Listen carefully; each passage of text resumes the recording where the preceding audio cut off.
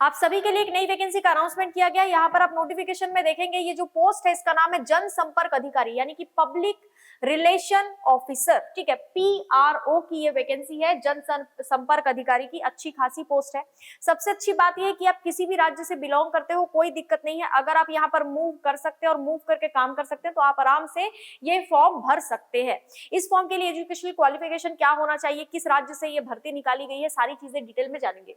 देखिए, public relation officer का ये जो पोस्ट है इसके लिए राजस्थान ने वैकेंसी निकाली है। ठीक है, अब यहाँ पर अगर हम बात करें एजुकेशनल क्वालिफिकेशन की, तो एजुकेशनल क्वालिफिकेशन में क्या क्या मांगा गया है? Degree of A university established by law in India with 5 year experience of journalism.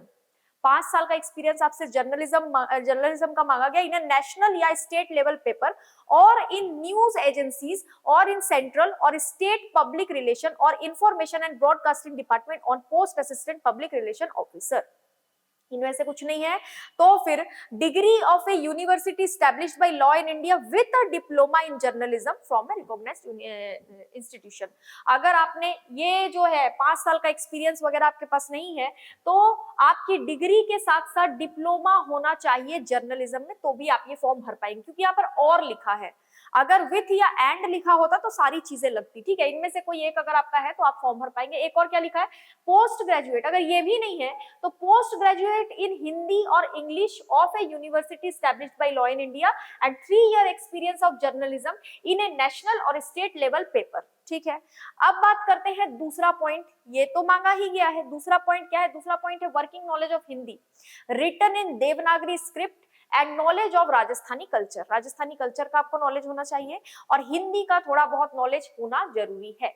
शैक्षणिक अर्हता संबंधी प्रावधान जो है वो क्या लिखा गया है? उक्त पदों की अपेक्षित शैक्षणिक अर्हता के अंतिम वर्ष की परीक्षा में अगर आप फाइनल ईयर में है, इनमें से किसी भी कोर्स को आप कर रहे हैं और आप फाइनल ईयर में है तो भी आप ये फॉर्म भर पाएंगे, कोई दिक्कत नहीं। लेकिन एग्जाम से पहले पहले आपका जो सर्टिफिकेट है वो आपके हाथ में होना चाहिए। ठीक है, फॉर्म भरने की डेट जो है वो हम आगे देखेंगे, लेकिन सबसे पहले हम देख लेते हैं एज लिमिट। एज लिमिट बताया गया है 1 जनवरी 2025 को, है ना, मतलब उस हिसाब से देखा जा रहा है 21 से 40 वर्ष के बीच आपकी एज होनी चाहिए। यानी कि मिनिमम एज 21 ईयर और मैक्सिमम एज 40 ईयर रखा गया है। लेकिन अलग अलग कैटेगरीज को एज लिमिट में छूट दी जा रही है। लेकिन ध्यान रहे, आप अगर किसी दूसरे राज्य से हैं, यानी आप राजस्थान से नहीं है, किसी दूसरे राज्य से है, तो आपको एज लिमिट में कोई छूट नहीं मिलने वाली है। आप चाहे एसटी हो, एससी हो, ओबीसी हो, किसी भी कैटेगरी से हो अन्य राज्य में, लेकिन यहाँ का फॉर्म आप भरेंगे तो यहाँ पर आपको जनरल कैटेगरी की तरह ही ट्रीट किया जाएगा। राजस्थान राज्य के एसटी, एससी, पिछड़ा वर्ग, अति पिछड़ा वर्ग और आर्थिक रूप से कमजोर वर्ग के जो पुरुष होंगे उनके लिए 5 साल की छूट है आयु सीमा में। अगर इन्हीं कैटेगरीज की महिला है राजस्थान की तो उनको 10 साल की छूट है आयु सीमा में। अगर सामान्य वर्ग यानी जनरल कैटेगरी की महिला है राजस्थान की तो उनको 5 साल की छूट दी गई है। और अगर विडो है या डाइवोर्सी है, जो वुमेन है वो विडो है या डाइवोर्सी है, तो उनको कोई भी अधिकतम आयु सीमा नहीं दी गई है। एज लिमिट में कोई बार यहाँ पर नहीं है। ठीक है, बाकी मैंने आपको बता ही दिया है कि दूसरे राज्य से होंगे तो क्या सिस्टम रहेगा। अब बात करेंगे अन्य विवरण की, तो देखिए चयन प्रक्रिया। चयन प्रक्रिया का आधार क्या होगा? अभ्यर्थियों का चयन लिखित परीक्षा और साक्षात्कार के माध्यम से किया जाएगा। लिखित परीक्षा के बाद इंटरव्यू के लिए भी आपको तैयार रहना है। इसमें इंटरव्यू भी होगा। आवश्यकता अगर पड़ती है तो आयोग द्वारा उत्तर पत्रक यानी उत्तर पुस्तिका के वैल्यूएशन में स्केलिंग, मॉडरेशन, नॉर्मलाइजेशन पद्धति को अपनाया जा सकता है। मतलब आप बाद में ये नहीं बोल सकते कि अरे नॉर्मलाइजेशन हो गया तो मेरा नंबर कम हो गया या मेरा नंबर ज्यादा हो गया या उसका नंबर ज्यादा हो गया। पहले ही बताया जा रहा है कि जरूरत पड़ने पर नॉर्मलाइजेशन भी किया जाएगा। परीक्षा स्थान और माह जो है ये आपको सूचित कर दिया जाएगा। परीक्षा की योजना यहाँ पर दी गई है, वो हम आगे देखेंगे। आप आवेदन कब से कब तक कर सकते हैं, फॉर्म आप कब से कब तक भर सकते हैं, भरना शुरू हुआ है नहीं हुआ है वो देख लेते हैं। 5 मार्च 2024 से लेकर 3 अप्रैल 2024 तक आप ये फॉर्म भर सकते हैं। अब यहाँ पर आवेदन की प्रक्रिया दी गई है, इसमें सबसे इंपॉर्टेंट पॉइंट है वेबसाइट। अगर आप खुद से ऑनलाइन फॉर्म भर रहे हैं घर पे बैठ के तो आपको वेबसाइट पता ही होना चाहिए, rpsc.rajasthan.gov.in। यहाँ पर आपको सारी चीजें मिल जाएंगी। एक बार इस वेबसाइट को विजिट कीजिएगा। ठीक है, और भी जितनी वैकेंसीज आई है वो भी डिटेल आपको यहाँ मिल जाएगा। अच्छा, यहाँ पर एक और चीज लिखा है, ऑनलाइन आवेदन पत्र में संशोधन संबंधी सूचना है। ये ऑनलाइन आवेदन सबमिट किए जाने के बाद अगर आवेदक को किसी तरह की त्रुटि का पता लगता है, यानी आपने एप्लीकेशन सबमिट कर दिया अब आपको याद आया अरे कुछ गलती हो गई थी। तो अभ्यर्थी ऑनलाइन आवेदन में ओटीआर प्रोफाइल में दर्शाए गए स्वयं के नाम, पिता के नाम, जन्म तिथि और लिंग के अतिरिक्त अन्य त्रुटि संशोधन नियमानुसार कर सकता है। मैंने इससे पहले भी आपको बताया है कि इन चीजों पर आप सुधार नहीं कर पाएंगे। नाम, पिता का नाम, जन्म तिथि, लिंग, इसके अलावा कोई गलती आपने की है तो वो सुधर जाएगा, ये नहीं सुधरेगा तो इसको बड़ा ध्यान से आपको भरना है, ठीक है। त्रुटि सुधार के लिए 500 रुपए आपको देना पड़ेगा, इसीलिए बहुत ध्यान से आपको भरना है फॉर्म। फॉर्म भरने के लिए जो फीस रखी गई है वो सामान्य वर्ग यानी जनरल कैटेगरी राजस्थान की, पिछड़ा वर्ग के क्रीमी लेयर और अति पिछड़ा वर्ग के क्रीमी लेयर के अभ्यर्थी और अन्य राज्यों के अभ्यर्थियों के लिए भी 600 रुपए, क्योंकि मैंने पहले ही बताया था अन्य राज्य से हैं तो आपको उस राज्य में जनरल कैटेगरी की तरह ही परीक्षा को भी फाइट करना है और रजिस्ट्रेशन फॉर्म भी उसी फीस पे भरना है, 600 रुपए, ठीक है।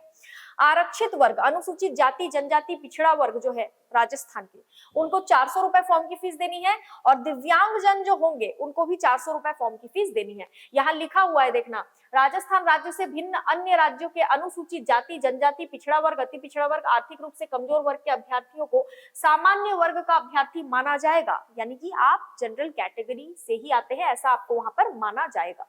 अब एग्जाम जो है वो किस तरीके से होगा, आपका जो लिखित एग्जाम है आपको पता भी होना चाहिए ना कि क्या क्या पूछा जाएगा।